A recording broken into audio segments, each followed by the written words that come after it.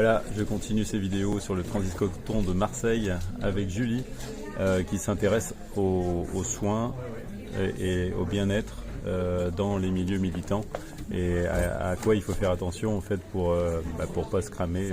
Ça vient d'un travail étudiant en fait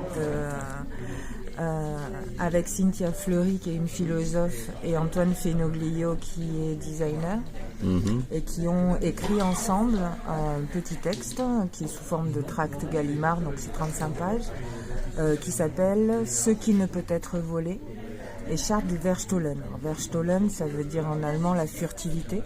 D'accord. Et donc ça s'inspire de Damasio, etc., autour des furtifs aussi.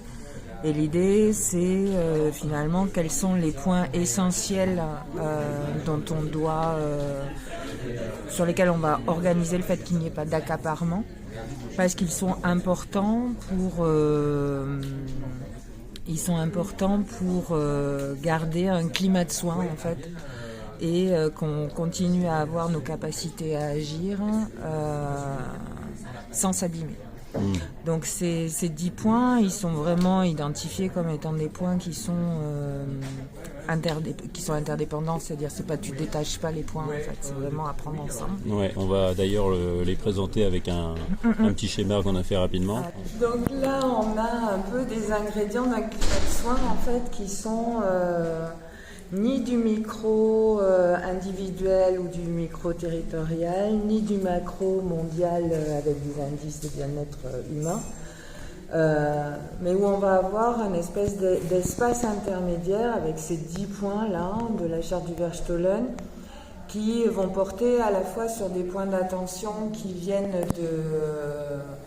des essentiels de la vie en fait, comme le fait d'avoir de la vue, d'avoir du silence, le soin aux morts, l'homéostasie, la furtivité, comment on arrive à garder des capacités à agir tout en reconnaissant nos vulnérabilités, en allant chercher là-dedans. Et donc moi j'utilise cette charte-là finalement un peu comme un espace intermédiaire qui permet de parler d'un climat de soins de nos transformations, des alternatives.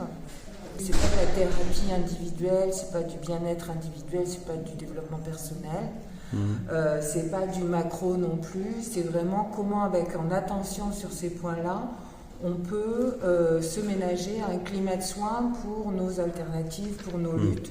Parce que le but du jeu, c'est bien qu'on continue de pouvoir agir, mais sans s'abîmer.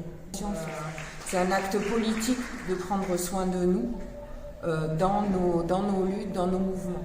Et qu'effectivement, c'est quelque chose dont on ne parle pas beaucoup et pour le coup, dont beaucoup souffrent beaucoup.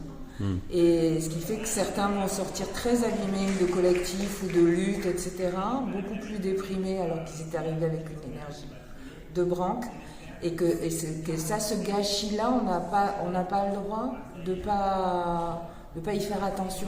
Non, voilà, en gros, on est notre premier matériau et on est fort de nos vulnérabilités. C'est aussi une vision qui est sortir un peu de cet imaginaire de la toute-puissance qu'on peut avoir des fois dans les alternatives.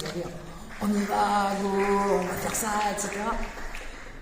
Et là, de se dire, non, on est vulnérable et c'est ce qui fait de nous des êtres humains, c'est ce qui fait de nous des êtres à part, c'est là-dedans que se trouvent aussi nos capacités. Donc se dire, voilà, c'est pas une honte d'être vulnérable, à partir du moment où on sait que c'est pas une honte et que c'est aussi là-dedans qu'on va trouver des capacités, mais comment on ménage des espaces d'attention à nos vulnérabilités individuelles et collectives. Voilà. Merci beaucoup. Cool.